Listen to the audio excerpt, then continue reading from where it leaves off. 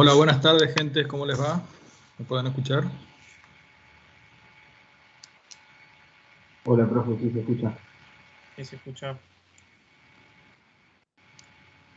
Bueno, hoy vamos a ver la presentación del grupo 9, que sería el tema de cimentaciones superficiales, y después vamos a completar algunos temitas de platea sobre pilotes, micropilotes y algunas aplicaciones.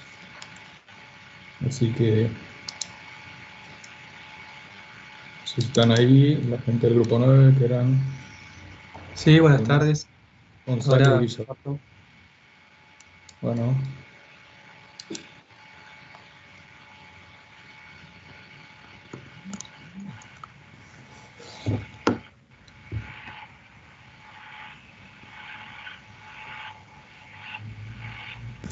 ¿se está viendo? sí, se ve. Perfecto.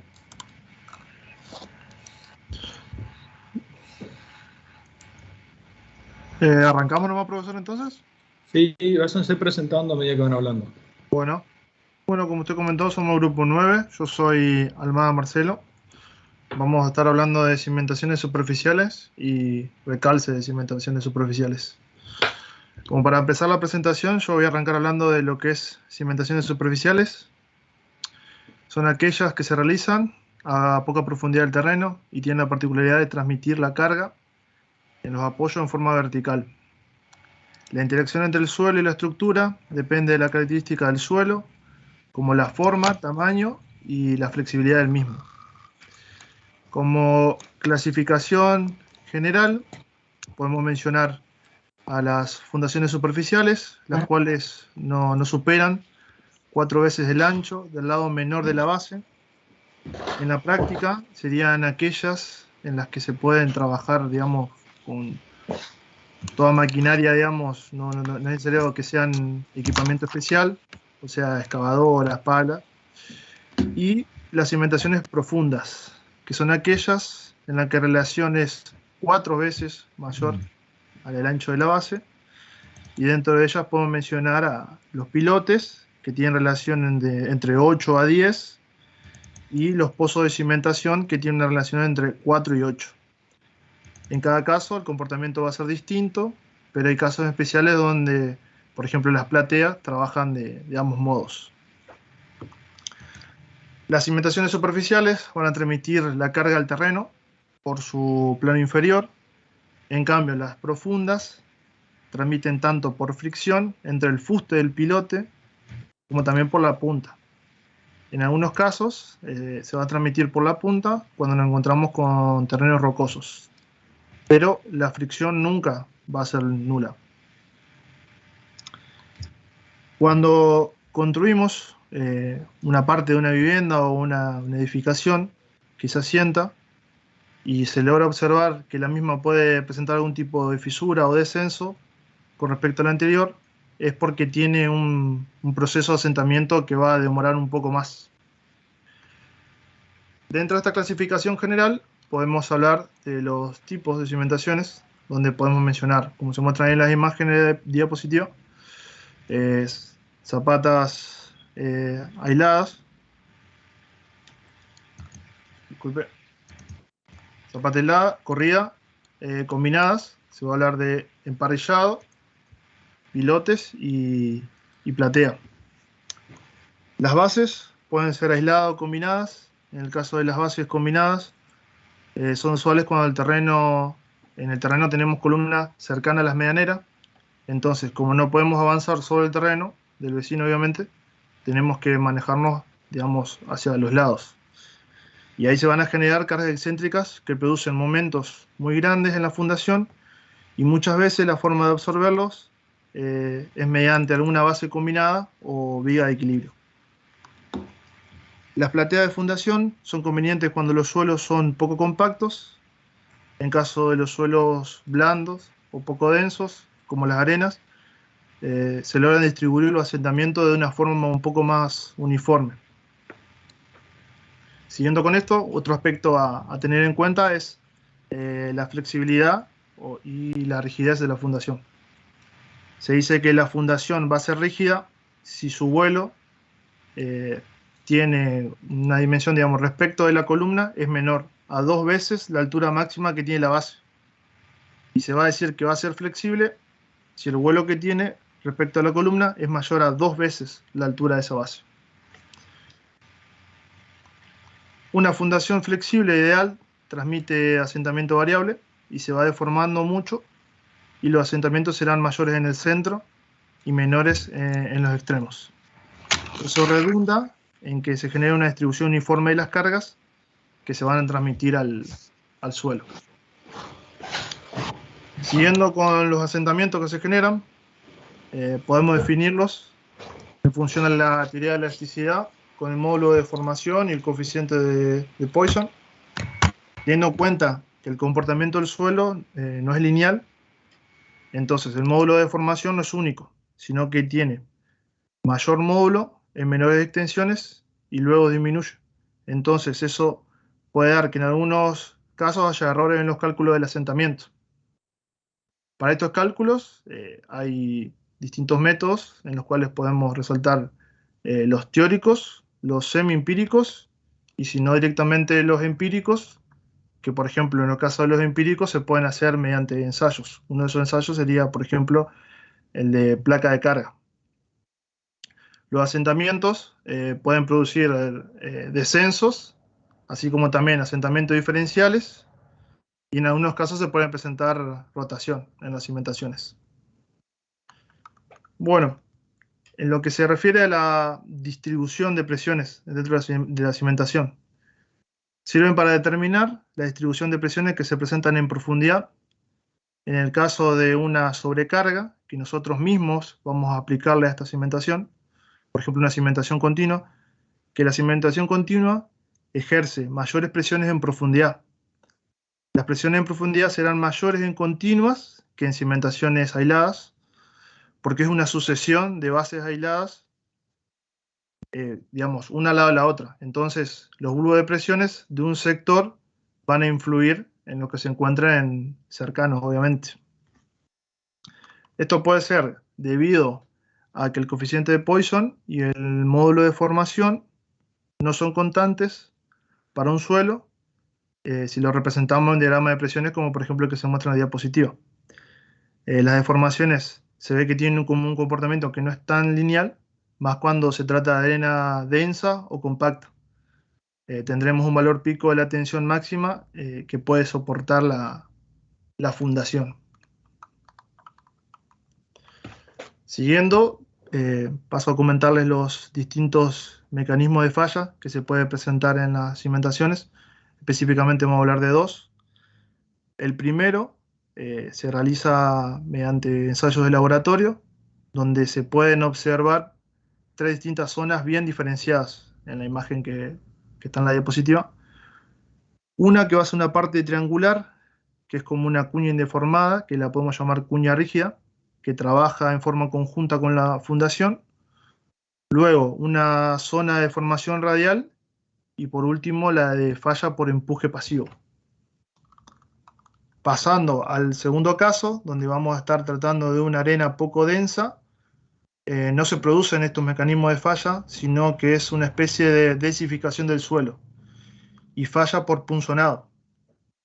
Entonces, como que no se logra observar una falla muy nítida, contrario a lo que comenté en el primer caso, que se llega a ver una resistencia máxima o capacidad de carga máxima de la cimentación.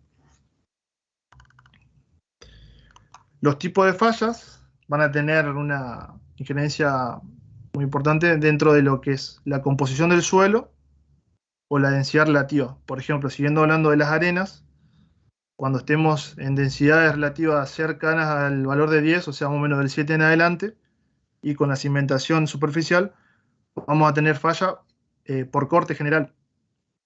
Pero a medida que la profundidad de la cimentación va a ir incrementando, podemos pasar a tener fallas por corte local, porque no llega hasta la superficie del terreno, y si seguimos, o sea, si es directamente proporcional esta relación, si sigue aumentando, ya pasaríamos a hablar de lo que es fallas por punzonado. Para todas estas cuestiones hay ciertas soluciones analíticas que podemos comentarles. Una sería la solución por equilibrio límite, que consiste en considerar una superficie de falla en forma circular. En este caso vamos a tener una carga última, que es el factor principal con el que vamos a trabajar. Lo aplicamos a la cimentación y se produce una rotura por corte. En esta superficie de falla, el suelo. Entonces, lo que se opone al corte es la resistencia al corte a lo largo de la superficie de falla, que dentro de la fórmula va a estar expresado como ese primer término que se ve, que sería 2pi por S sub u. Cuando se trate de lo que es suelos cohesivos sin fricción, podemos, por ejemplo, plantear una relación de momentos, que trabajando con la carga última, podemos llegar a que la fórmula va a ser: la carga última es igual a 6,28 por la cohesión, más el peso propio del suelo por una determinada profundidad. Se llegó a la conclusión de que todas estas fórmulas no eran muy exactas, entonces, mediante la teoría de Mohr-Coulomb, se desarrolló una nueva fórmula que sería la de Terzaghi, que es lo que se presenta ahí en la diapositiva. Y por último, para cerrar mi parte de la presentación, otros autores llegaron a la conclusión de agarrar y completar un poco más esta fórmula. Entre ellos fue Meyerhoff, que lo que hizo es ampliar un poco más la fórmula, agregándole 4 términos, o sea, 4 factores, mejor dicho, en esos 3 términos, llegando a que la fórmula era la que se presenta ahí. Le doy paso a mi compañero Juan Manuel.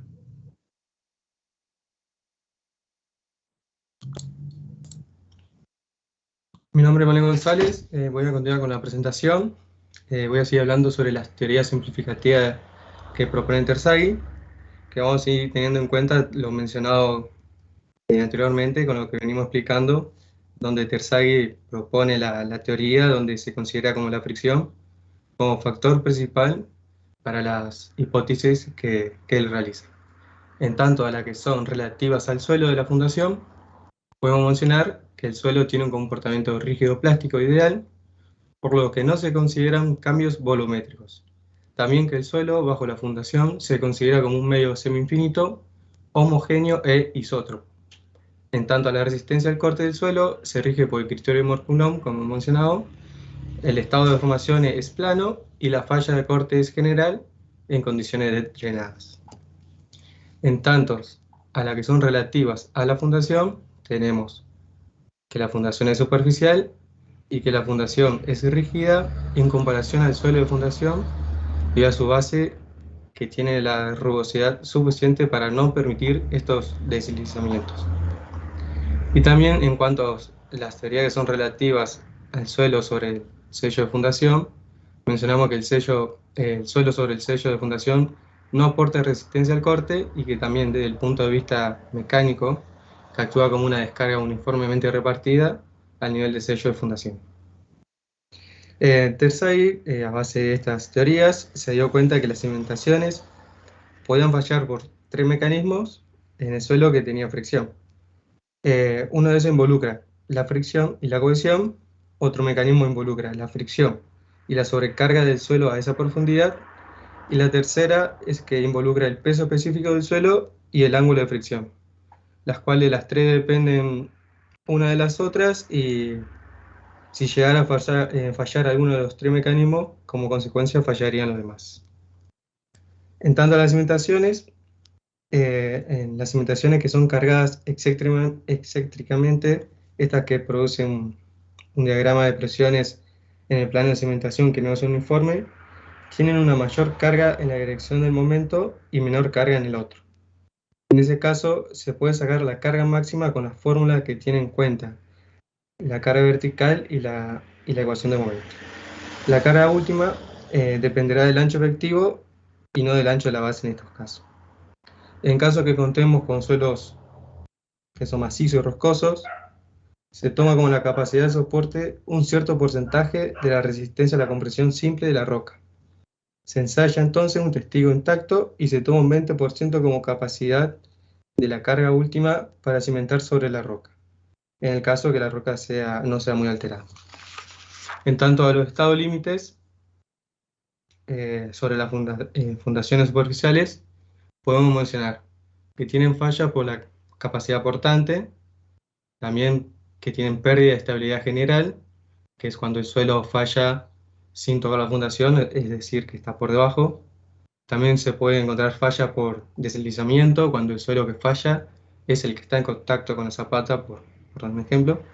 Y también la falla combinada en el terreno y en la estructura, cuando involucra la falla que se produce en el terreno de la falla. El último estado límite es cuando la falla estructural es debido a movimiento de cimentaciones por asientos y levantamiento excesivos, que están involucrados a la estructura.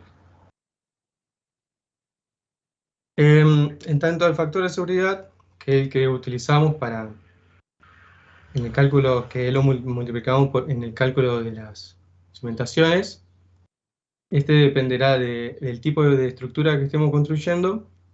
Como vemos en la tabla de la derecha, es un ejemplo de muro de contención que hemos trabajado, donde el factor de seguridad será de 3, y también dependerán de los estudios con lo que contemos en el suelo de fundación. Entonces, como vemos en las tablas, podemos apreciar que el factor de seguridad está entre 2 y 3, generalmente se suele tomar 3. Este valor es alto debido a que se tiene en cuenta que el suelo no es heterogéneo y hay muchas incertidumbres, pero también trata de limitar las deformaciones. Podemos hablar de un caso que el factor de seguridad es de 2 en suelos cementados, porque tenemos la seguridad que los asentamientos no serán tan importantes. Hablando ahora de algunas soluciones, depende del terreno con el que contemos en nuestra fundación.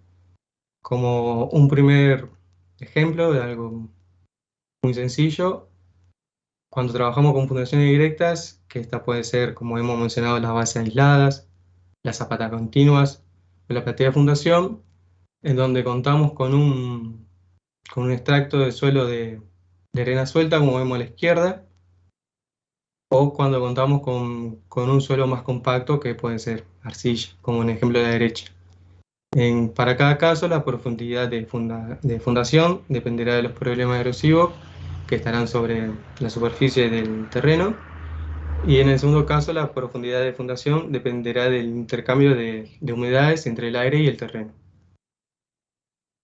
En un segundo caso, como vemos a la izquierda, cuando tengamos un suelo compactado, pero que por debajo contemos con un suelo más blando, en el cual las soluciones adoptadas es una recomendación que no sea muy profunda, debido a que el bulbo de tensiones que produzca estas cimentaciones estén dentro del suelo compactado y no lleguen al suelo blando. Por lo tanto, se podrá continuar con las zapatas continuas, con la platea de fundación o las bases aisladas. Volviendo al caso de la arena suelta, cuando las tensiones sean muy bajas, se podrá continuar con las fundaciones directas, y en el caso de contar con tensiones que sean de medianas a altas, se puede poner la solución de pilotes para la capacidad de carga cuando la capacidad de carga de la zapata no sea admisible por la arena. Es porque los pilotes, al ser hincados, desinfican la arena y también van aumentando la capacidad portante. Otro caso que podemos contar, el caso al revés, cuando nuestro mando compresible, el compacto está por debajo y el mando blando está por encima, que dependerá de las tensiones que llegan hacia la base, en el cual si son medianas o importantes, como vemos en la imagen de la izquierda, deberemos atravesar ese manto blando y llegar a la profundidad donde se encuentra el estrato más compactado. Y una segunda solución que podemos adoptar cuando las tensiones son bajas es al suelo blando ubicar un relleno compacto por encima de él y poder hacer una fundación directa como puede ser una platea. Otras condiciones también que se pueden dar en el terreno que contemos por debajo, que tengamos de las fundaciones, es que al mencionado anteriormente también contemos con una capa de arena que se asocia, dependerá de la tensión con la que tendremos hacia la base, en el cual, como vemos en el lado izquierdo, cuando son medianas a altas, deberemos atravesar la arena suelta porque no dan la tensión suficiente que debemos soportar y llegamos hasta el suelo que es más compacto. Y en el caso que las tensiones sean más pequeñas, se podrá seguir con las condiciones anteriores de hacer las fundaciones directas. En otro caso, que contemos con suelo rocoso, como vemos a la izquierda, se deberá llegar con una fundación indirecta mediante cilindros de fundación en donde la punta esté apoyada en la roca. Y como un último caso que podemos encontrar en otros suelos es cuando contamos con una variada distribución de suelos. Como vemos en el ejemplo de la imagen, contamos con un suelo blando, un suelo de arena, otro suelo blando y el suelo más compactado. Como venimos mencionando, dependerá de las tensiones que reciba. Si son bajas, serán fundaciones con pilotines. Y cuando se trate de tensiones medianas a importantes, se deberá seguir con fundación indirecta, como hemos mencionado, de los pilotinicados, o también puede ser por cilindros de fundación con o sin la punta ensanchada. En cuanto a las consideraciones que tenemos en cuenta para el calculista a la hora de realizar estos cálculos, en primer lugar deberá contar con un estudio de suelos, que es muy importante para la realización de la obra, ya que con el estudio de suelo uno sabe a qué profundidad es conveniente realizar las fundaciones, qué tipo de fundación utilizar, y también nos dará la tensión admisible que puede soportar el suelo a una distancia, a una profundidad determinada. Entonces el calculista, los pasos que debe considerar es que por un lado deberá, con la carga que es producida por las columnas que llegan a la base, sumando la carga de la base y sumando el peso del suelo que esté por encima de la base, y por otro lado, teniendo la tensión admisible proporcionada por el estudio del suelo, podrá realizar el área de la base para el tipo de base que esté implementando. Entonces con esto, finalizando, se obtendrá bases de distintas dimensiones, las cuales van a depender estrictamente de la tensión admisible que estén recibiendo.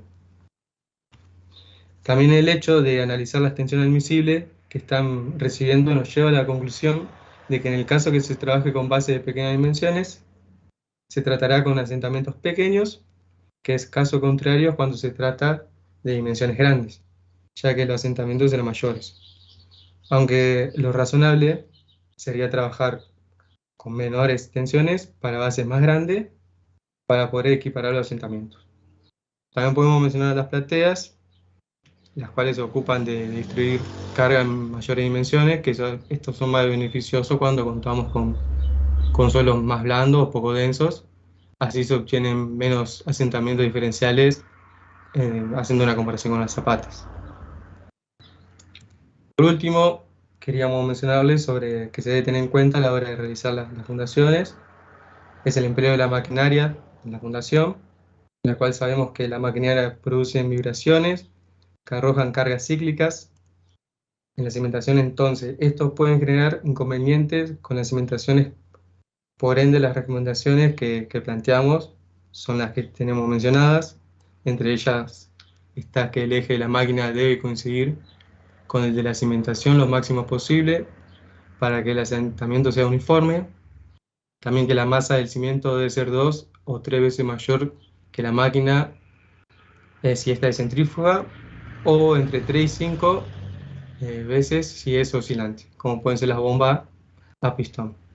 También, dando la potencia de la máquina, la masa mínima del cimiento debe ser de 100 kilogramos por kilowatts, en tanto el espesor debe ser mayor que 1/5 de la dimensión menor de la planta de cimentación y de 1/10 de la dimensión mayor de la planta de la cimentación. También tenemos que considerar un 80% debe estar empotrado en el suelo, y en tanto al ancho de la cimentación, para poder aumentar el amortiguamiento, debe estar comprendido entre 1 y 1,5 veces la distancia desde la base de la cimentación y el centro de la gravedad de la máquina. Pasando a hablar de los recalces de las cimentaciones, nosotros estuvimos investigando, por un lado, a base de las resinas expansivas y también con micropilotes. Hablando un poco de estas tareas, de los recalces de cimentaciones, son para trabajos que se dan por diversas causas, como problemas de conciliación diferenciales en terreno de base de las fundaciones, por la presencia de un mando blando, también puede ser por movimiento del suelo dado por vibraciones de sismo, y entre otros que luego mencionaremos. Para estos recalces y cimentaciones, esto se mejora en condiciones cuando tenemos estas interminencias, puede ser a la misma profundidad que el plano de apoyo o por debajo de este cuando contamos con un extracto más firme, en las cuales las actuaciones pueden producirse sobre la propia cimentación o sobre el terreno. Entonces podemos mencionar que para aumentar la capacidad de la propia cimentación, corrigiendo sus deficiencias, la podremos realizar mediante el refuerzo de la cimentación, también por un aumento de su superficie para disminuir la tensión sobre el terreno, o también podría realizarse con la transmisión a una mayor profundidad donde el suelo es más firme. En tanto a las causas de los asentamientos diferenciales que se pueden dar, entre ellas podemos mencionar la desecación del terreno, que es debido a la ausencia de las lluvias y a la insolación, también por la presencia de árboles de alto porte, o la demanda de agua en las proximidades de los edificios. También se dan a la ejecución de las excavaciones que se realizan en proximidades de los edificios. Podría ser por la presencia de un terreno de relleno que no esté compactado adecuadamente, como también las vibraciones provocadas por el paso de los vehículos o alguna maquinaria pesada. En tanto, las ventajas que tienen estos trabajos de recalces, podemos mencionar que son métodos mínimamente invasivos, que son rápidos y duran bastante en el tiempo, y que también no afecta a construcciones cercanas, en el cual podemos decir que el precio que se asume es beneficioso y bastante adecuado para las ventajas mencionadas. También es importante llevar a cabo un análisis cuidadoso del esquema de flujo de irrigación para poder determinar con precisión la dinámica del suelo. Y en el transcurso de la investigación es importante determinar la localización y la verificación de la integridad y funcionamiento de las tuberías y de los conductos que estén por el suelo, ya que con todo este movimiento se puede producir la rotura de los mismos, en el cual nos pueden llevar a pérdida de agua, digamos, y ocasione un lavado en el terreno que ayude a los asentamientos que pueden provocarse.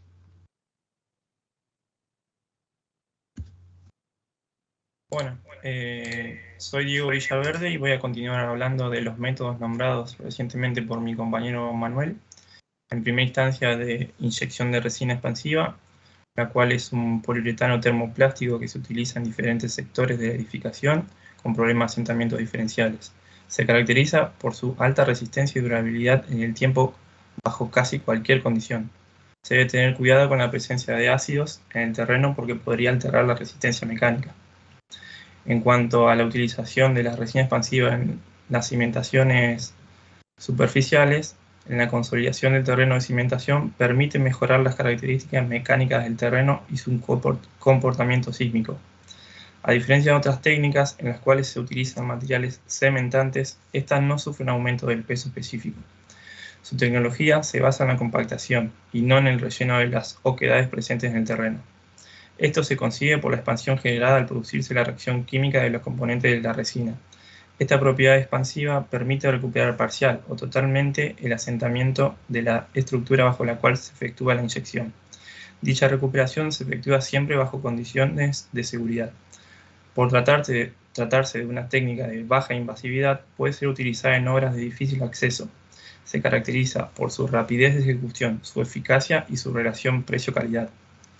En cuanto a la ejecución de las mismas, requiere la realización de una serie de perforaciones que tienen un diámetro que varía entre 18 y 26 milímetros, que atraviesan vertical o subverticalmente la cimentación o la solera. La distancia entre una perforación y la siguiente puede variar de 80 centímetros a 1 metro. En cada agujero se introduce un tubo de metal a través del cual se inyectan los dos componentes de la resina en estado líquido. Una vez inyectado a presión en el terreno, la resina penetra en las cavidades, grietas y microhuecos presentes en el subsuelo. Al mezclarse los dos componentes en la tubería de inyección, se produce la reacción química que provoca la expansión del producto, pasando de líquido a sólido y creando una capa bajo la cimentación con una elevada resistencia a compresión. Las propiedades de la reacción de polimerización de la resina garantizan su confinamiento, evitando una innecesaria dispersión en las zonas circundantes. Se produce el relleno de las cavidades y la consolidación del suelo hasta causar la elevación de la estructura superior. Esta elevación se controla constantemente durante toda la fase de la intervención. En cuanto a los beneficios de este método, tenemos que la consolidación y aumento de la capacidad portante y la rigidez del terreno bajo los cimientos, el relleno de cavidades, grietas y microhuecos que pueden estar presentes, la recuperación de la superficie de contacto entre el terreno y la base de la cimentación con el objetivo de la uniformización de la distribución de cargas. En el recalce de una cimentación donde sea necesario el achique de las aguas freáticas, para poder trabajar en seco se realizará el abatimiento del nivel freático del terreno por medio de bombas sumergibles. En cuanto al segundo método mencionado anteriormente, tenemos la ejecución con micropilotes, los cuales son pilotes de pequeños diámetros entre 80 y 250 milímetros, ejecutados con perforación a rotación, que lleva una tubería de intubación de 100 milímetros de diámetro, en la cual se coloca la armadura de una o más barras y se inyecta mortero o lechada de cemento con una mezcla de elevada dosificación de cemento y aditivo. Por su pequeño diámetro trabajan principalmente la compresión del fuste y no se tiene en cuenta la capacidad de carga en la punta. En cuanto a la ejecución de los mismos, podemos decir que las operaciones son replanteo, perforación del taladro de micropilote, colocación de la armadura, inyección del micropilote, conexión con la estructura o con el resto de los micropilotes. Acá se puede ver en una imagen a continuación en la presentación. De todas formas, ilustraremos esto de mejor manera con un video al final de la presentación. Para poder realizar todas estas operaciones se deberá preparar una plataforma de trabajo que reúna una serie de condiciones que permita efectuarlas adecuadamente. Deberá contar con la superficie necesaria para ubicar en ella tanto el material mencionado como el equipamiento y maquinaria precisa para la ejecución de los micropilotes. En cuanto a otros usos de los mismos, es especialmente interesante cuando existen cargas dispersas de poca importancia, terrenos y cimentaciones heterogéneas, condiciones difíciles de ejecución en espacios reducidos con restricción y compresión, y fundaciones directas que han sufrido problemas de asentamiento. Los otros usos muy aplicados son formar cortinas o muros discontinuos para contener terrenos o excavaciones profundas, en la corrección de cimientos o deslizamientos trabajando a flexión, tracción o flexo-tracción, como paraguas de sostenimiento en boca de túneles, la cual se puede ver en la imagen, como paso de terrenos muy difíciles o para recuperar tramos con hundimientos. En cuanto al recalce de cimiento, podemos decir que por medio de micropilotes es un método cuya ejecución no exige grandes excavaciones y que genera mínimas molestias para los usuarios del edificio y edificio adyacente. Además, los micropilotes son ejecutados in situ con maquinaria de dimensiones reducidas que de esta forma pueden acceder al interior de los edificios. La unión de los micropilotes a la estructura existente no requiere de obras complementarias y queda en perfecta adherencia con esta. Los micropilotes, como cimentación o recalce de estructuras, trabajan fundamentalmente a compresión. Las características mecánicas del micropilote están definidas por su técnica de ejecución, que puede ser vertical u oblicua, trabajando a compresión o flexo-compresión, más que a tracción. Según su forma de ejecución, pueden ser micropilotes inyectados a baja presión, donde se realiza la inyección de mortero en una etapa, o pueden ser a alta presión, los que se realizan en una o varias etapas. Dentro de los mismos se pueden diferenciar inyección general única, los cuales son los más adecuados para la utilización en suelos duros o rocas, suelos cohesivos muy duros y suelos granulares. Inyección selectiva, los cuales son empleados en rocas más blandas y fisuradas o en suelos granulares gruesos de compacidad media. Inyección repetitiva selectiva, a diferencia de anterior, permiten efectuar una inyección más controlada, donde se vuelve a ejecutar otra inyección para producir la fractura de la primera inyección incrustándose en el suelo. Son únicamente utilizados en suelos cohesivos no muy duros, medianamente compactos o blandos, y también en suelos granulares cuando se intenta formar bulbos. Una ventaja importante de los pilotes inyectados a alta presión es que aumentan significativamente la capacidad del mismo. De esta manera se puede reducir el número de estos, disminuyendo costos y plazos de ejecución. Un estudio comparativo de los valores de fricción lateral de micropilotes inyectados a baja presión y a alta presión muestra que, especialmente en suelos granulares, se logran incrementos significativos del orden del 100% superiores, pero incluso en arcilla este valor es del 20 al 50% mayor que en los micropilotes inyectados a baja presión. Se diferencian entre ellos atendiendo fundamentalmente a los siguientes aspectos: por la forma de transmitir los esfuerzos al terreno, por el tipo de solicitación dominante a la que están sometidos, por el sistema de perforación y por el sistema de eyección de la lechada o mortero de cemento. La maquinaria empleada para ejecutar los micropilotes presenta ventajas respecto a la de los pilotes. Estas son más accesibles y maniobrables en espacios pequeños. Reducen los movimientos durante la ejecución y, por tanto, las deformaciones respecto a estructuras vecinas. Son adaptables a suelos duros, heterogéneos y con obstáculos, y mantienen bien la verticalidad. Sin embargo, no son tan aptos en terrenos saturados o con nivel freático superior a la cota inferior a la cimentación. En cuanto a la mano de obra y cálculo, la capacidad portante de los micropilotes depende mucho del sistema constructivo, del tipo de armadura, de la longitud e inclinación de los mismos, del terreno donde se apoya. En principio no existe riesgo de pandeo, salvo en terrenos muy blandos, aunque al formarse grupos de micropilotes se mejora mucho la resistencia frente a los micropilotes aislados. Uno de los aspectos más críticos del recalce de cimentaciones con micropilotes es la necesidad de garantizar una adecuada transmisión de esfuerzos entre los micropilotes y las estructuras de recalzado. Se debe contar para la ejecución de estos con un maquinista para operar el equipo de perforación, un obrero para efectuar el bombeo del hormigón, 2 peones para colocación de armadura tubular y en proyección de inyección derechada, un peón para encargarse de la eliminación del material que extrae la hélice. Con esto damos por terminada la presentación, pero contamos con 2 videos que nos gustaría mostrarles si da el tiempo, uno de micropilotes y uno de inyección de resina expansiva. Sí, adelante, mostrarlo nomás. Bueno.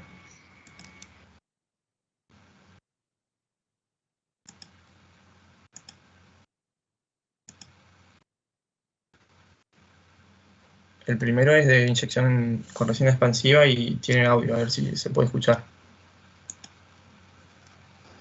Una simple grieta es una señal que no podemos subestimar. En mi experiencia de geólogo he aprendido que la fisura más insignificante puede revelar un problema en la estabilidad del terreno. Gracias al exclusivo método Deep Injection, Uretec resuelve el problema en profundidad, de manera definitiva, económica y no invasiva. Gracias a una increíble capacidad de expansión, penetra en las cavidades y se expande rápidamente, previniendo eventuales asentamientos futuros. Las inyecciones continúan hasta el principio de levantamiento de la estructura, garantizando una intervención eficaz en pocos días y que permite que en el interior de un edificio prosigan tranquilamente las actividades cotidianas durante las obras. En un instante, una monitorización láser precisa garantiza la seguridad y examina la eficacia de la operación. Uretec funciona. Ahora el de micropilote, pero este es sin audio. Este es más cortito también.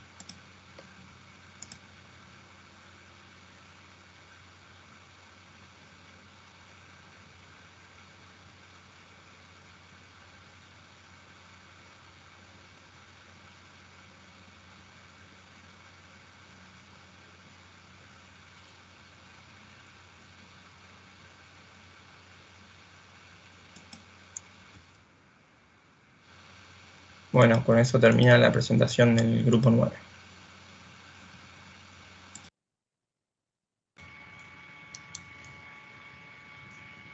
Bueno, muy bien, gente.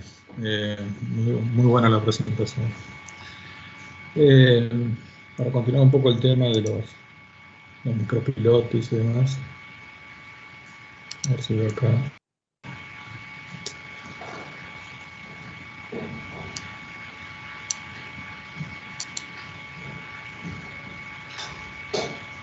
Esperamos un segundo.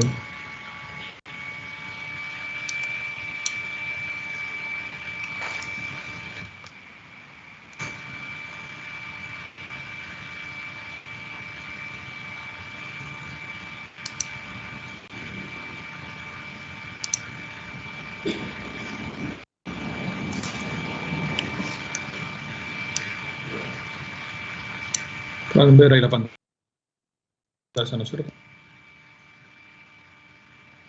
Sí, se ve. No quiero repetir un poco lo que dijeron ahí sus compañeros, pero algunas consideraciones nomás, un poco acá resumido algunos aspectos. Por un lado, diferenciar lo que es un micropilote de un pilotín, digamos. Un micropilote es como un anclaje trabajando de forma vertical, a compresión, y por lo tanto necesita inyección, digamos. Esa de la inyección, digamos, favorece, digamos, lo que es la fricción entre el suelo y el pilote, digamos. Distinto a lo que es un pilote excavado y rellenado nada más. Entonces un pilote chiquito, excavado y rellenado sería un pilotín, no sería un micropilote. Eso hay que tenerlo bien claro, que hablar de micropilotes es hablar de una técnica, no hablar de un tamaño del pilote, digamos. Sí, cuando hablamos de pilote chiquito, por ahí le llamamos pilotines, digamos. Pero no podemos hablar de micropilote como un pilote que no está inyectado. Bueno, las mismas consideraciones de ejecución que van para los anclajes y los usos, como recalce de cimentaciones, ya comentaron sus compañeros, formando cortinas o muros discontinuos, digamos, para contención de terrenos, trabajando a flexión o flexotracción, en corrección de corrimiento de deslizamiento, si tengo una ladera, algo que se está inclinando, que no es muy grande, digamos, puedo colocar micropilotes, así como puedo colocar pilotes. Y en paraguas de sostenimiento de la boca de los túneles o en lugares donde el material que tiene que atravesar los túneles no es muy resistente. Bueno, recalce con micropilotes, acá se ven unos ejemplos donde se hacen los micropilotes y se vinculan a la estructura existente para darle mayor capacidad de soporte a una base que no fue bien diseñada y está sufriendo problemas de asentamientos. Pero esto no restituye, digamos, ya la deformación que se produjo, digamos. No es como la otra técnica de inyecciones, que si inyección o ese material, digamos, que se expande, que restituye, trata de restituir un poco el asentamiento. No es posible, en medida de lo posible. Muchas veces no es posible porque hay trabazones en la misma grieta de la estructura que hacen que sea muy difícil, digamos. Y lo que se llama paraguas de túneles, ya son casi de rutina en la entrada de los túneles y en algunos lugares donde el material en el tramo que hay que ejecutar de túnel no es muy resistente. Las tres técnicas que se pueden diferenciar de micropilotes, la IBU, la inyección general única, es más que nada para suelos muy duros como rocas o suelos cohesivos muy duros o materiales granulares muy densos. La IR o inyección selectiva se emplean materiales un poco más blandos, rocas blandas o suelos cohesivos de capacidad media o granulares gruesos, digamos. Y ya la inyección repetitiva selectiva, que permite efectuar una inyección controlada, digamos, se recomienda ya en suelos cohesivos que no sean muy duros, digamos, y en suelos granulares donde se intenta formar un bulbo que no son tan densos tampoco.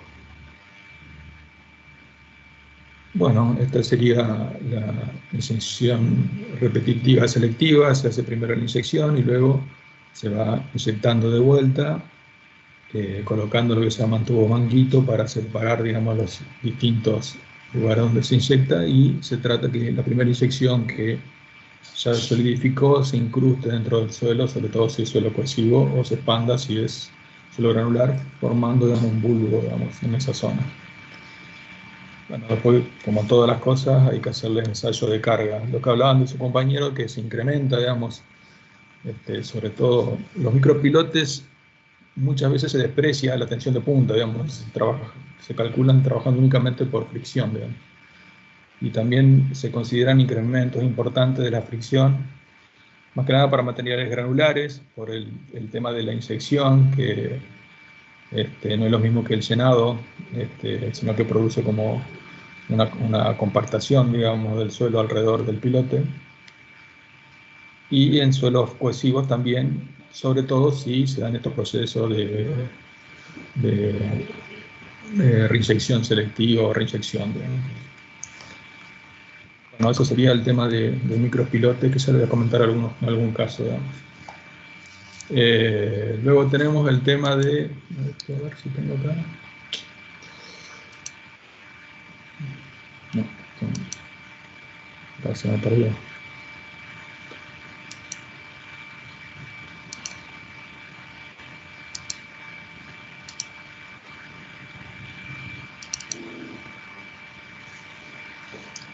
Otro tema que tiene que ver con las cimentaciones serían las plateas sobre pilotes.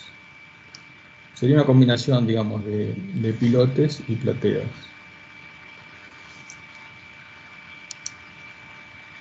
Son bastante usadas hoy en día en edificios de gran altura, sobre todo porque se trata de reducir un poco los asentamientos. Los asentamientos en edificios de gran altura pueden ser bastante importantes, entonces pueden dañar de forma significativa las construcciones aledañas. Entonces, es una solución donde se trata de combinar, digamos, la mayor capacidad resistente del terreno, tanto por los pilotes como por las plateas, para reducir esos asentamientos.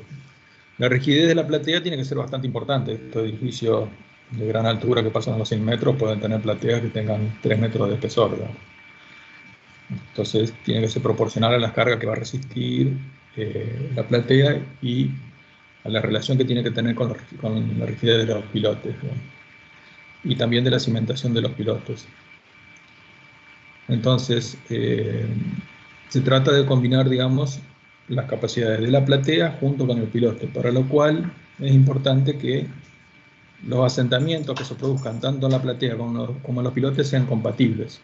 O sea, si hay mucho asentamiento en el pilote y poco en la platea, el pilote va a tirar de la platea, como que lo va a deformar demasiado. Por el contrario, si hay poco asentamiento en el pilote asienta sobre un estrato muy duro y la platea está sobre un estrato muy blando, la platea se va a asentar mucho entre el pilote y el pilote y va a quedar como colgada con un gran esfuerzo flexor, digamos, los apoyos sobre los pilotes. Entonces, hay que tratar de combinar que los asentamientos entre la platea y el pilote sean lo más similares posible. Bueno, acá se comenta, digamos, que cuando nosotros tenemos dos pilotes que no tienen carga, aplicamos carga sobre un pilote, ya la carga sobre el pilote que aplicamos redunda en una deformación o un asentamiento del pilote aledaño, porque el suelo que está debajo de este pilote, del bulbo de presiones que se produce, afecta, digamos, al suelo que está de este pilote si está muy cercano. Entonces, hay una interacción, por más que no estén vinculados entre estos dos pilotes, por más que no esté cargado, digamos. Lo mismo pasa acá entre distintos pilotes y la platea. Va a haber una interacción entre los distintos asentamientos de los distintos elementos, y también de acuerdo a esos asentamientos va a ser cómo se va a repartir la carga, digamos. Entonces, y de acuerdo a la relación de rigideces, digamos, que tengan los pilotes y la platea, digamos. Bueno, las condiciones geotécnicas para el empleo de esta solución es que los estratos que nosotros vamos a considerar, tanto de la platea como de los pilotes, sean competentes, es decir, que sean aptos para recibir cargas. Si tenemos un suelo muy blando debajo de la platea, o en general para los pilotes y tenemos algo muy duro arriba, no van a ser compatibles, digamos, la combinación de todas estas fundaciones. No existe riesgo de compresión primaria en ningún estrato, no existen estratos muy blandos, y los asentamientos que tendría una platea convencional y una fundación con pilotes tienen que ser comparables. Esto es lo más importante, que los asentamientos sean bastante comparables entre sí, digamos. O sea, que no haya una diferencia, puede haber pequeñas diferencias que solo van a absorber las rigideces de las estructuras, tanto de la platea, sobre todo de la platea, digamos. Pero no puede ser algo totalmente como es desparejo, digamos, los asentamientos de la platea con respecto al pilote. Se pueden diseñar por distintos métodos. Por ejemplo, el método de elementos finitos se puede diseñar con Plaxis, pero si es una platea con el Plaxis 2D, podría ser una viga sobre pilotes, una viga continua. Para una platea ya necesitamos el Plaxis 3D. Se puede diseñar plateas sobre pilotes y ver las deformaciones que va a tener tanto la platea como los pilotes y cuánto se va a transferir de carga de la platea al pilote, ingresando como datos, digamos, las cargas sobre la fundación y los módulos de elasticidad de los distintos estratos del subsuelo que intervienen. Bueno, después tenemos el tema, otro método que sería un método medio aproximado o semi-empírico, que sería método no empírico, pero medio aproximado, digamos, de interacción elástica. Entonces, este método, digamos, trata de analizar los asentamientos por la teoría de Boussinesq, trata de considerar que esos asentamientos, tanto en la platea como en el pilote, tengan cierta similitud. Entonces va distribuyendo las cargas para que el tema es saber del total de las cargas cuánto absorbe el pilote, cuánto absorbe la platea, para que esos asentamientos sean compatibles. Bueno, acá según esta teoría, así que por ahí los que reciben más cargas son los pilotes de las esquinas, luego los laterales y por último los del centro, digamos.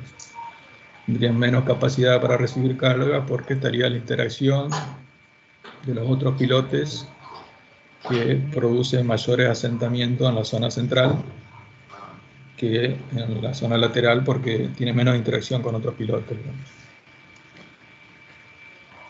Esto acá es una cuestión bastante importante, digamos. Si nosotros consideramos los asentamientos en función de la carga que podemos aplicar a distintas soluciones de fundaciones, tenemos, por ejemplo, el tema de las bases aisladas. Para una misma magnitud de asentamiento, las cargas van a ser mucho menores que para, por ejemplo, una solución de un grupo de pilotes, donde ya colabora tanto la tensión de punta como la fricción, y las cargas para un mismo asentamiento van a ser mucho mayores las que podemos aplicar para una combinación de plateas con pilotes, digamos. Bueno, por el contrario, por una misma carga vamos a ver que vamos a tener menor asentamiento para la solución de platea con pilotes, va a ser un poco mayor para el grupo de pilotes y mayor para las bases aisladas. Bueno, por otro lado tenemos el tema de lo que llaman cimentaciones compensadas. Esto sobre todo es de aplicación en subsuelo. Si nosotros ejecutamos un subsuelo, estamos descomprimiendo el suelo que está en el plano de fundación del subsuelo, digamos. Entonces luego si ejecutamos una platea y le aplicamos carga, puede ser que esa carga sea de la misma magnitud que el suelo que excavamos. Entonces estamos restituyendo la tensión que tenía antes de empezar la obra y la cimentación está totalmente compensada entre la situación antes de empezar la obra y luego de ejecutar la obra. Entonces el suelo no tiene ningún incremento de presiones por debajo del nivel de la fundación. Entonces, teóricamente, no habría ninguna deformación. Esto, por ahí en la práctica no es tan así, sería como ensayar en el eleómetro, digamos, un material que ya está comprimido o ya tiene carga, descomprimirlo, volverlo a comprimir puede quedar alguna deformación remanente, digamos, pero en general, digamos, prácticamente estamos volviendo a la situación inicial y casi que no habría incremento de carga y casi los asentamientos serían casi mínimos, digamos. Bueno, puede ser que la situación, eso sería el caso ideal, digamos, que esté totalmente compensada la carga que aplicamos, dividido el área va a ser igual al peso específico por la altura, digamos, o sea, la carga por metro cuadrado, digamos, va a ser igual a nivel de fundación del suelo, carga generada por la estructura igual a lo que retiramos.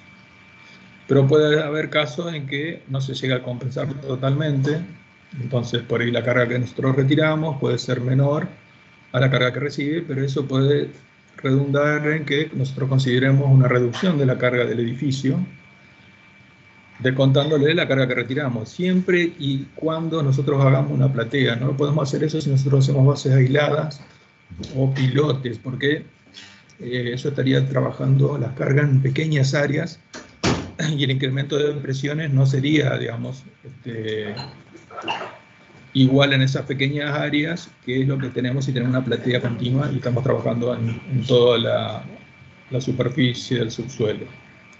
Bueno, acá hay un ejemplo, por ejemplo, si nosotros tenemos un edificio de 7 pisos y se estima que la carga de la estructura tiene una sobrecarga de 1 tonelada por metro cuadrado por cada piso, en un subsuelo de 3 metros de altura con un peso específico de 1,5 toneladas por metro cúbico, podemos disminuir en 4 toneladas por metro cuadrado la carga total del edificio. Es decir, que en vez de pensar que tenemos un edificio de 7 pisos, tenemos que fundar un edificio de 3 pisos. Estamos descontando como 4 pisos de altura si hacemos un subsuelo con una platea.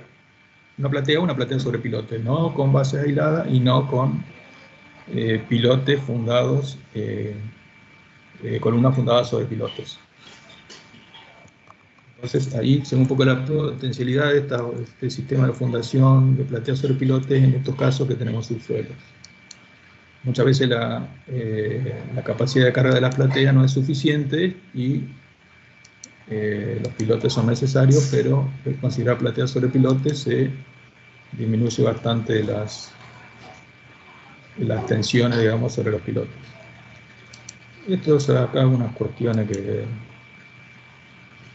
nada más que quería remarcar algunas cuestiones que llaman la atención. Esto es un anteproyecto de ley nacional acá de la conexión de la circunvalación de Paraná con la ruta 12 que va hacia Crespo, digamos. Que nosotros después hicimos el proyecto ejecutivo para la empresa. Este proyecto, por ejemplo, tiene un puente que tiene 5 vigas en cada calzada, y acá pusieron 5 pilotes de 80 centímetros de diámetro. Ahora no veo por qué la necesidad de poner los pilotes, no ponerlos debajo de las vigas, digamos. Entonces los pilotes están más juntos. Si yo tengo que separar los pilotes 3 diámetros para que no haya efecto de grupo de los pilotes, acá lo estoy poniendo a 2,05 y acá tengo 2,40 entre viga y viga. Entonces lo estoy haciendo trabajar a los pilotes a menor capacidad de lo que podrían trabajar en forma individual, lo estoy acercando, le estoy generando flexión al dintel porque no están apoyados debajo de las vigas. Bueno, cosas que se hacen que por ahí no tienen mucha lógica. Una de esas se copian medidas, se copian planos y no se piensa mucho en lo que se hace. Distinto a esta solución, que en vez de poner pilotes de 80 centímetros, acá se pusieron 3 pilotes de 1,30 m. Eso también depende de la tensión del suelo y demás. Entonces sí, acá, bueno, tengo 3 pilotes y 5 vigas. Este es otro puente de otro proyecto que hicimos en ruta 7, esto sí, en provincia de Buenos Aires. Aquí sí, tenemos 3 pilotes y 5 vigas, no hay otra cuestión que tener flexión en el dintel. Bueno, tratamos de aprovechar y compensar la parte del momento negativo que produce esta viga sobre esta parte de voladizo con el momento positivo que va a producir acá en el tramo de vidrio. Y acá la separación entre pilotes no llega a los 3 diámetros, pero casi está ahí. Bueno, casi estamos en los 3 diámetros.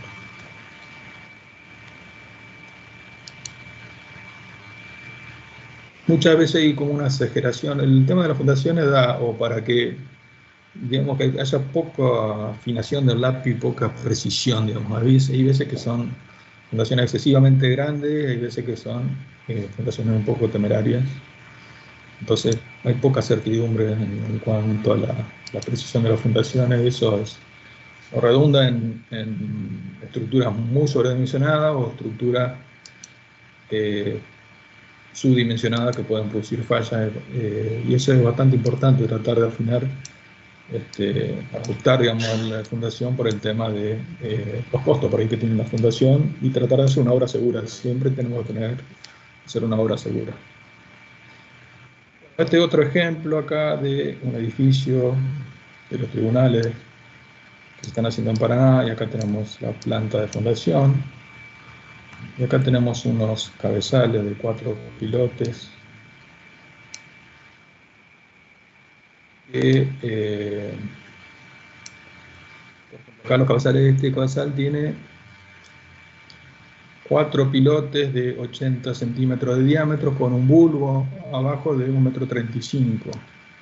Pero había más grande, creo que había más grande acá. Esto de acá tiene 4 pilotes de 90 centímetros de diámetro con un bulbo de 1,80 m. Y acá miren lo que es esto. Acá los bulbos se están tocando acá en la caja de ascensores, donde tenemos un gran cabezal. Pilotes de 1 metro de diámetro y bulbo de 2 metros. Bueno, ahí el efecto de grupo hay que considerarlo porque esto es bastante importante, digamos, la reducción de la capacidad individual de los pilotes. Bueno, hablando de los cabezales, la magnitud de los cabezales. Acá tenemos cabezales de 3,90 por 3,90 por 2,80 de alto, o sea, más grande que un dormitorio el volumen del cabezal. Hay varios cabezales que tiene 350 por 350 por 250, sería como una pieza estándar, 350 por 350 por 250 de hormigón, ¿no es cierto? Todo lleno de hormigón. Acá se ve un poco la excavación. Una vez que se ejecutaron los pilotes se dejaron a cierta profundidad, digamos, no se llegó hasta la parte de arriba del cabezal, sino se dejaron en el fondo del cabezal, de forma que la armadura salga la magnitud necesaria para empalmar, digamos, dentro del cabezal la armadura. Y acá se está produciendo lo que se llama el desmoche del pilote, porque cuando sale el hormigón, la parte superior sale contaminada con lodo metomítico y demás, y eso hay que eliminarlo entero, digamos.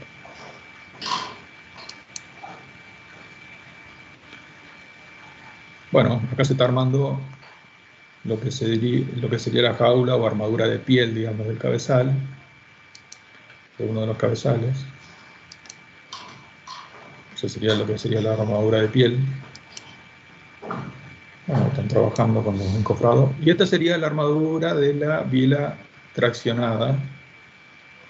Y después acá vendrían bielas comprimidas. No sé, yo creo que todavía no han dado fundaciones y cabezales, pero bueno, se calculan con bielas traccionadas, como unos 2 triángulos serían que están atravesados acá. La parte inferior del triángulo sería una biela traccionada, y las 2 partes inclinadas, acá a 45 grados generalmente, que irían acá en vertical, serían bielas comprimidas de hormigón. Bueno, están ordenando los cabezales. Bueno, estos es otro de los trabajos. Lo importante es esto de acá, digamos, que prácticamente se está desaprovechando gran parte del volumen de hormigón. No trabaja, digamos, esta parte de acá, este triángulo de acá no trabaja, no hace nada. Este triángulo de acá no hace nada, este triángulo de acá no hace nada, este triángulo de acá no hace nada. Bueno, eso para comentarlo un poco cómo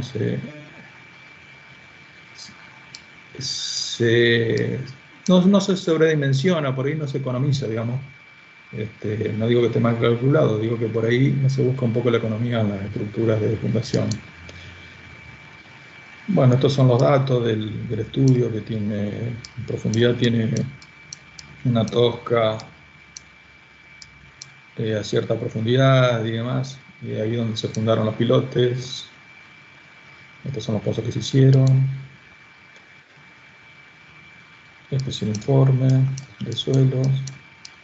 Y acá se recomendaban tensiones de punta para carga permanente de 85 toneladas por metro cuadrado, 8,5 kilogramos por centímetro cuadrado, 10 toneladas por metro cuadrado, considerando carga permanente y accidentales. O sea, se bajó un poco el coeficiente de seguridad para cargas accidentales. Sobre todo cuando por ahí hay vientos también se baja un poco el coeficiente de seguridad y se permiten, cuando estamos calculando por viento, se pueden incrementar un poco las cargas de las fundaciones.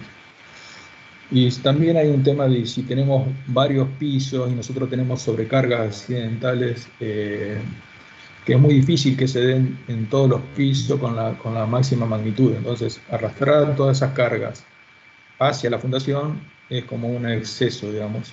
La probabilidad de que esté en todos los pisos, digamos, con la sobrecarga máxima es poco probable. Entonces, por eso también se justifica la reducción del coeficiente de seguridad cuando se consideran cargas accidentales y también cuando se consideran efectos de viento, digamos. Bueno, estas son tensiones de fricción acá y coeficiente de balasto horizontal para el cálculo de fuerzas horizontales sobre los pilotes. Vamos a ir cerrando.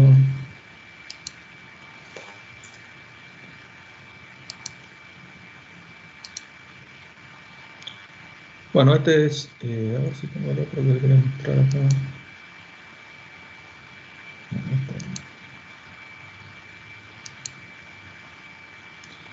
Bueno, este es el caso acá de una cisterna, no sé si lo tengo acá.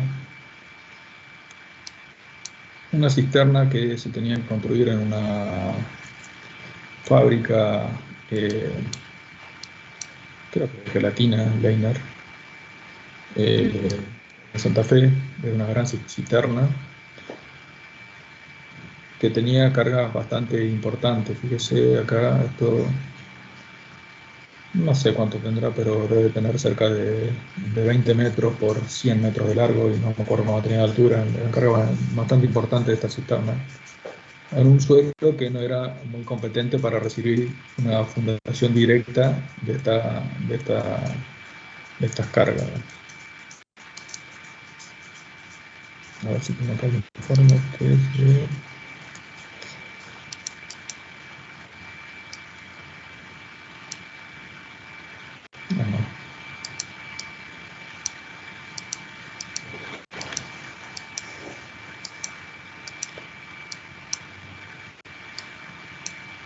Bueno, se recomendaba reemplazar el material superior de 70 centímetros, 1,20 metros de espesor, y fundar con una tensión admisible en el rango de 0,9 kilos a 1,20 kilos centímetro cuadrado, con ese reemplazo de suelo.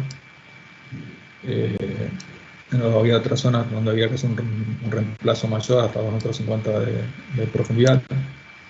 Después se vio que estas cargas no eran suficientes, digamos, para fundar las cargas que iba a tener.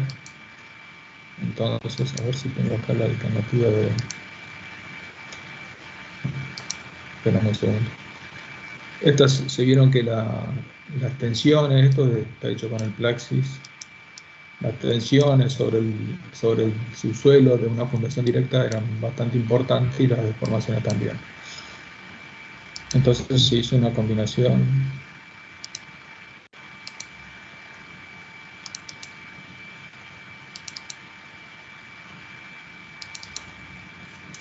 de plateas con pilotes.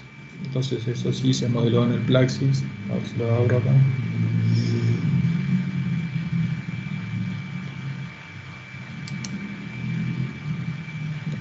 Está abriendo.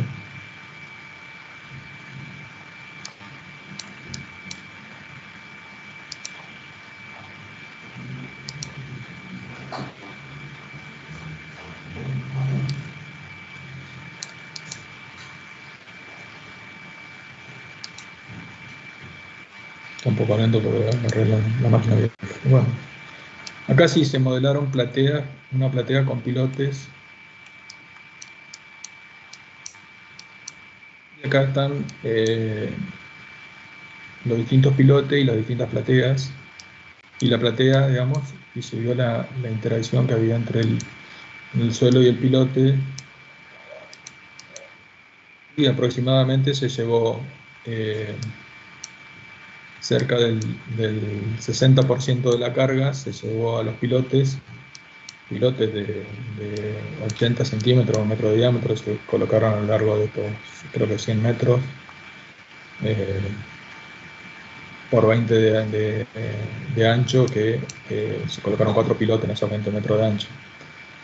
Entonces, ahí se llevó cerca del 60% de las cargas, se llevó hacia los pilotes, y el resto, digamos, se disminuyó, digamos, la magnitud de la carga que tenía que soportar la platea en más de un 50%, digamos. Entonces, con eso se llegó a una solución acorde para el suelo que había en la parte superior, digamos. Y no se hizo una estructura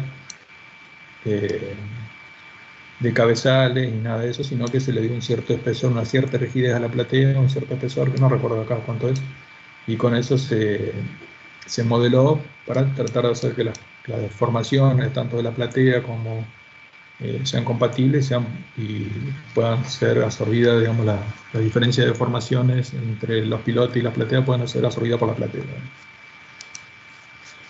Bueno, y acá, ¿en qué vamos ahora?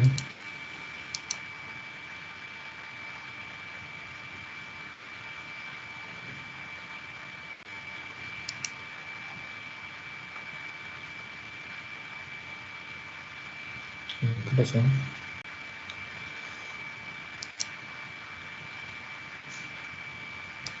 Bueno, este es otro edificio, un edificio de una Universidad Nacional de Rafaela,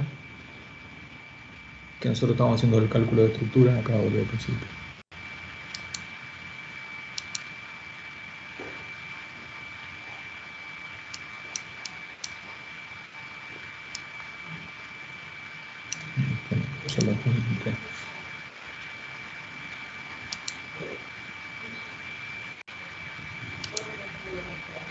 Bueno, este es el edificio de la Universidad Nacional de Rafaela, que tiene planta baja y 2 pisos y una azotea accesible, y tiene una planta de aproximadamente 40 metros por 40 de lado. Y acá la solución que había en el proyecto, había un estudio de suelo del proyecto que recomendaba exclusión de pilotes, pero cuando hicieron el proyecto, ya que el calculista decidió hacer micropilotes.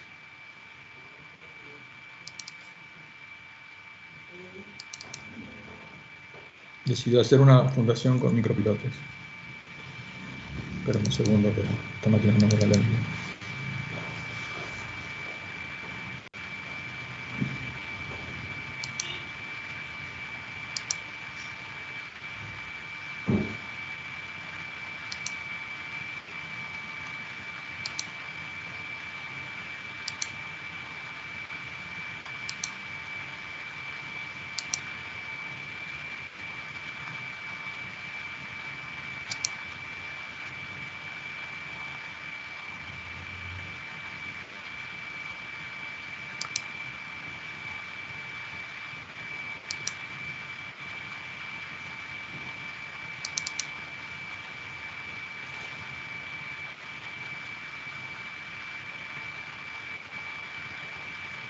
Vale.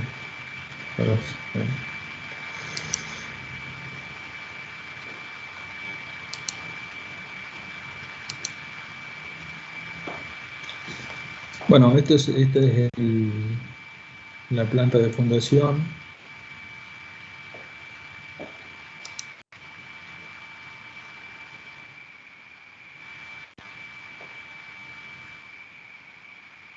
Tenía unos cabezales de 4 o 6 micropilotes por cabezal.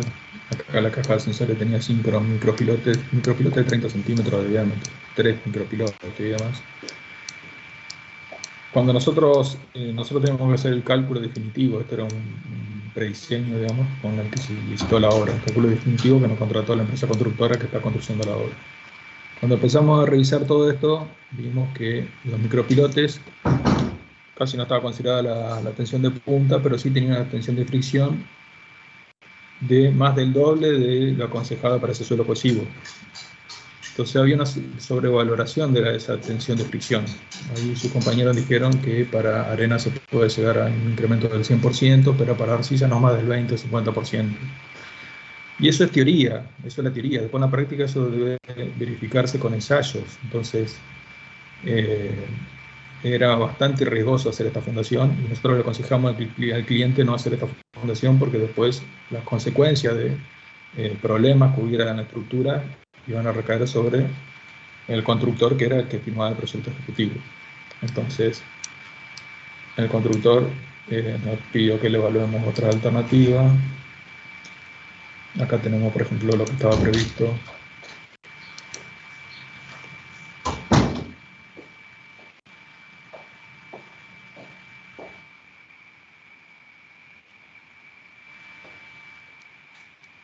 Fíjese, 22 centímetros de diámetro de los micropilotes.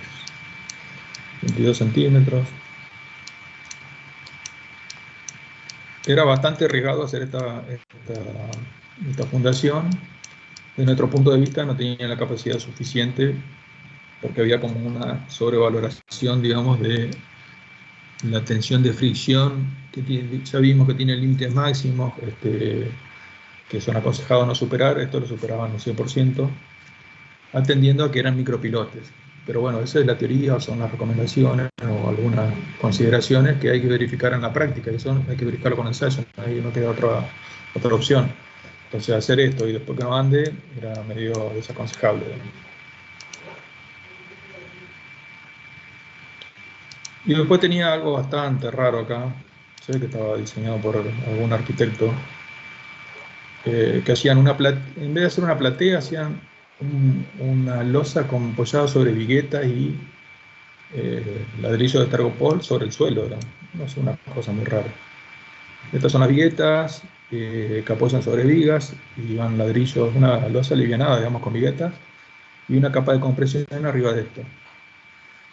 O sea, y acá unas vigas que llevaban las cargas hacia los cabezales de piloto. Nosotros esto nos pareció, no sé, un planteo bastante extraño, por no decir otra cosa. Bastante raro va a ser una losa alivianada apoyada sobre el suelo con viguetas. Una cosa rara. Bueno. Acá me pasó.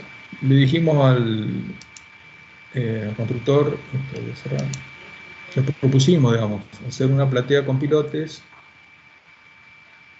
una platea sobre pilotes y de ese modo asegurarnos, digamos, la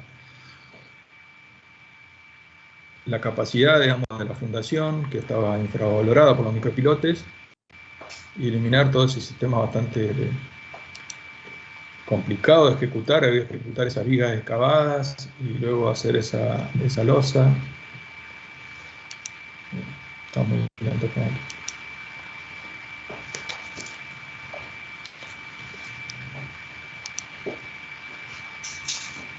Tengo muchas cosas abiertas. Vamos a la planta del edificio y cerrando algo, ¿no? Para no ver si me encuentro.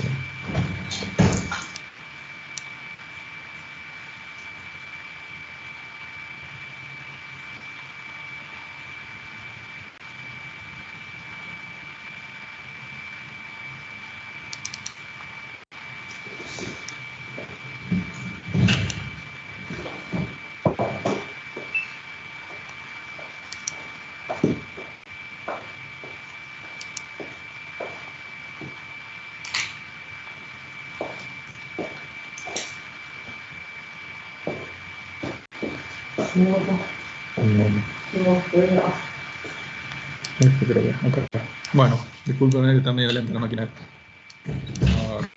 La otra anda un poco más rápido. Bueno, acá se hizo un modelo en Plaxis de la platea sobre pilotes. Fíjese cómo se deforma acá y cómo hay especie de, no se ve mucho acá, pero hay como unos hundimientos, unos huecos, como que el pilote desciende, porque era todo suelo, no éramos un suelo cohesivo, no muy compacto, entonces tenían bastante formación los pilotes. Pero bueno, con esto hacíamos una platea que creo que tenía 30 centímetros de espesor. Reemplazamos toda esa losa con vigueta y losa alivianada y ejecución de vigas. Entonces, y acá directamente van los pilotes y la platea. Entonces, al constructor le pareció una solución muy buena desde el punto de vista práctico, digamos. Ejecutaba los pilotes, luego hacía el desmoche de los pilotes, un pequeño cabezal para vincular con la platea y un pilote por columna. Un pilote por columna, no sé si tengo los diámetros acá, así acá creo que los debo tener. Bueno, por ejemplo, pilotes de 1 metro de diámetro, acá en el cabezal del ascensor de 80 centímetros, acá pilotes de 80 centímetros en los bordes que tienen menos carga,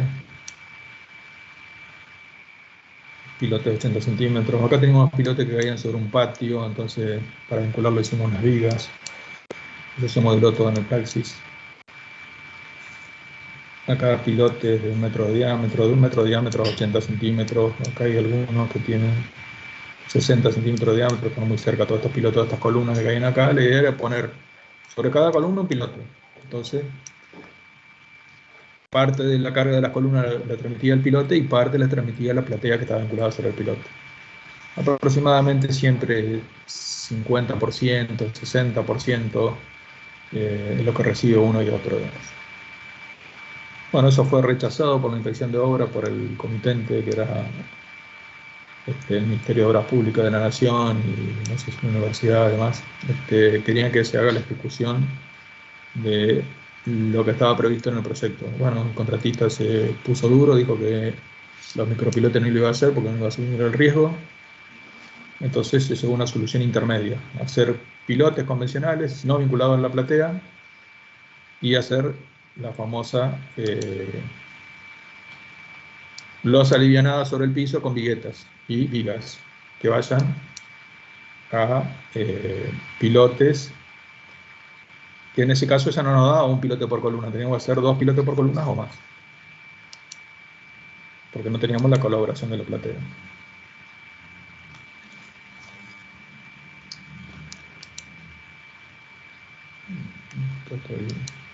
A ver si me encuentro acá.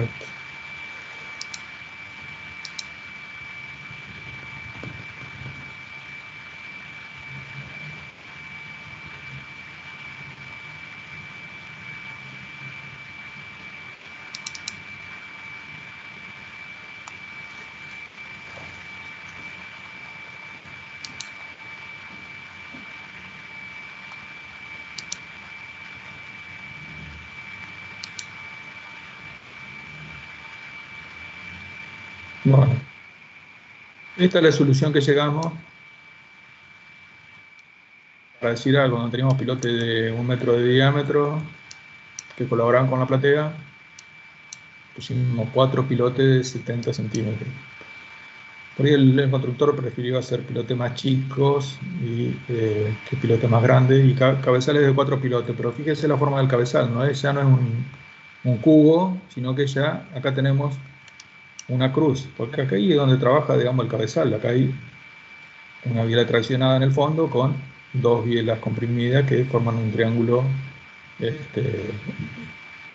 isósceles, serían, digamos, con inclinaciones de 45 grados aproximadamente las bielas. Entonces acá tenemos cabezales que tienen 370 por 370, pero con 1 metro de ancho. Si no, nosotros, esto sería prácticamente 2 metros por 370, en realidad tengo que descontarle esta parte de acá que le pusimos 2 veces, en vez de 370 por 370, o sea, casi un 50% menos de hormigón. Me estoy ahorrando el hormigón de este triángulo de acá, que no colabora para nada. Si yo hago una línea acá, este triángulo acá no colabora para nada, este de acá tampoco, y estamos ahorrando por lo menos 50% del hormigón de los cabezales que no colabora. El cabezal de 2 pilotes sí, no hay problema. Y acá, por ejemplo, el cabezal del tabique de ascensores, acá está el frente de la caja de ascensores, no hay tabique. que fundar esta fábrica de aquí. Se le dio mayor espesor alrededor de los pilotes, y acá se le dio una platea, creo que de 30 centímetros, para vincular a una especie de UCA. Bueno, llegamos a esta solución. No era la que, a nuestro punto de vista, la más eficiente, pero se logró por lo menos hacer algo más lógico que lo que estaba previsto, que era inseguro desde el punto de vista de los micropilotes. Los micropilotes no son para fundaciones de grandes obras, y estaba sobrevalorada la capacidad. Y por otro lado, tratamos de hacer algo lo más económico posible, ¿no? Eso sería, ¿no?, lo que es algunos ejemplos que les quería comentar. Yo creo que ya no estamos en hora, porque voy a empezar con otros temas, pero no me va a dar.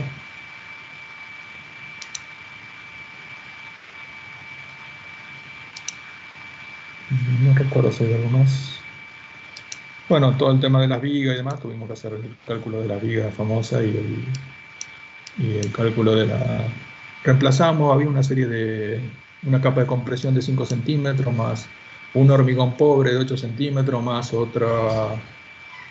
una carpeta de 2 centímetros de cemento, más 5 centímetros, no, una carpeta de hormigón pobre, una carpeta de cemento de 2 centímetros de nivelación, eso supuestamente un arquitecto lo ha hecho, más un hormigón llaneado de 8 centímetros, o sea, todo un sándwich de distintos materiales. Eso sí, se lo reemplazamos por un solo hormigón que iba como capa de compresión de creo que eran 17 centímetros de espesor. También atendiendo que el piso era hormigón llaneado, y hacer un hormigón de poco espesor redunda en mucha fisuración. Hacer un hormigón de 8 centímetros como estaba previsto, entonces recomendamos hacer un hormigón de mayor espesor con una buena malla para tratar de controlar un poco la fisuración. Bueno, eso es un poco lo que le quería comentar de este tema. Y nada más por hoy. Nada más decirle que posiblemente el viernes voy a dar el tema de presas, y voy a pedir 1 hora y media al ingeniero Uranga. Y el otro lunes vamos a dar el tema va a presentar el grupo que va a dar el tema de cimentaciones profundas. Y le voy a invitar al ingeniero Beceneda, que hable de presas, de eliminación de presas, de presas de colas de San de minería. Y después nos quedaría una clase más, que sería dentro de 2 lunes, que veríamos el tema de suelos especiales de terminería. Así que de mi parte nada más, gente, y nos vemos el viernes si Dios quiere. Hasta luego. Chao, profe. Chao, profe, hasta luego. Chao, profe, hasta luego.